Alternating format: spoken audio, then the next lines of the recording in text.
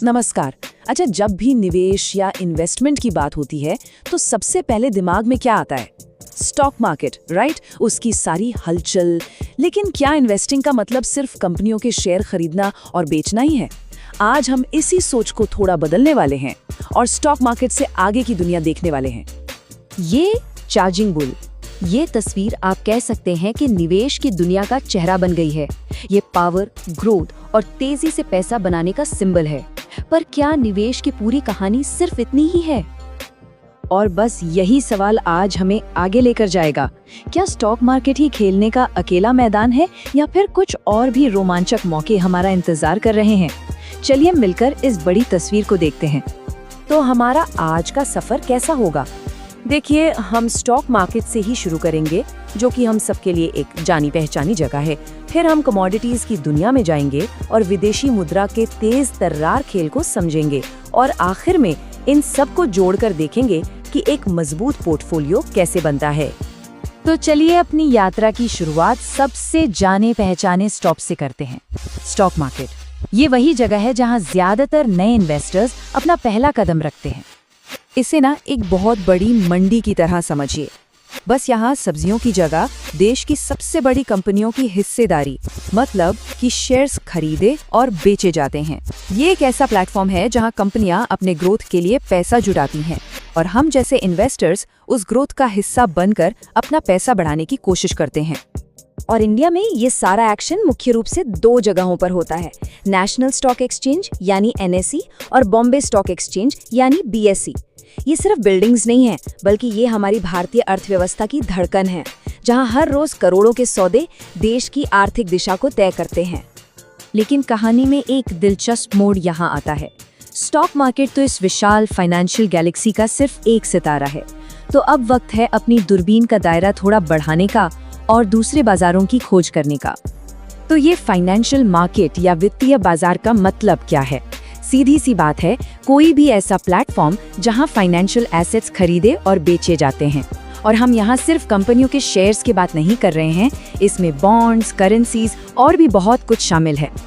जैसा कि हम देख सकते हैं, ऑप्शंस की कोई कमी नहीं है। कमोडिटी मतलब सोना, चांदी और तेल से लेकर फॉरेक्स मतलब ग्लोबल करेंसी तक, हर बाजार का अपना एक अलग मिजाज है और अपने अलग नियम है। तो चलिए इनमें से कुछ खास बाजारों को जरा करीब से जानते हैं। हमारा पहला पड़ाव है कमोडिटी बाजार। ये एक ऐसी दुनिया है जहां हम कंपनियों के कागजी मालिकाना हक के बजाय उन चीजों का व्यापार करते हैं जिन्हें हम असल में छू सकते हैं, महसूस कर सकते हैं। देखिए, यहाँ आप किसी कंपनी में हिस्सा नहीं खरीद रहे, इसके बजाय आप सीधे उन कच्ची चीजों पर दाव लगा रहे हैं जो हमारी दुनिया को चलाती हैं, जैसे सोना, कच्चा तेल या फिर गेहूं। हमारे गहनों में लगे सोने से लेकर हमारी गाड़ियों में जलने वाले पेट्रोल तक, सब कुछ कमोडिटी बाजार का हिस्सा है। ये ग्लोबल इकोनॉमी के बिल्डिंग ब्लॉक्स हैं और इनकी कीमतें डिमांड और सप्लाई के हिसाब से लगातार बदलती रहती हैं। चलिए अब फिजिकल चीजों से आगे बढ़ते हैं और करेंसीज की तेज दरार दुनिया में कदम रखते हैं।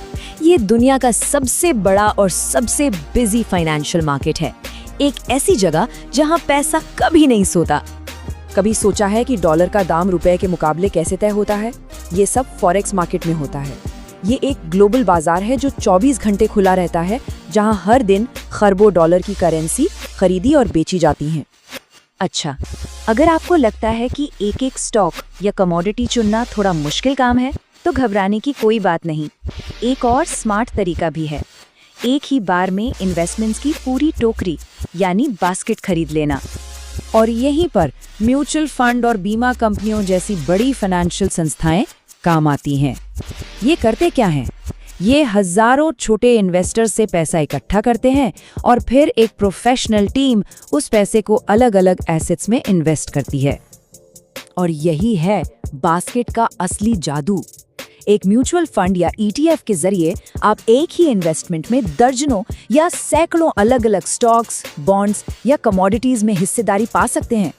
ये अपने रिस्क को फैलाने का सबसे आसान तरीका है, खासकर तब जब आपके पास हर एक स्टॉक पर रिसर्च करने का टाइम ना हो। तो हमने स्टॉक्स, कमोडिटीज और करेंसीज की दुनिया घूम ली, पर इन सब का असली मतलब क्या है? ये सब क्यों जरूरी है? बात आकर टिकती है इन्वेस्टिंग के एक सुनहरे नियम पर। देखिए, हर इन्वेस्टमेंट का अपना एक अलग नेचर होता है।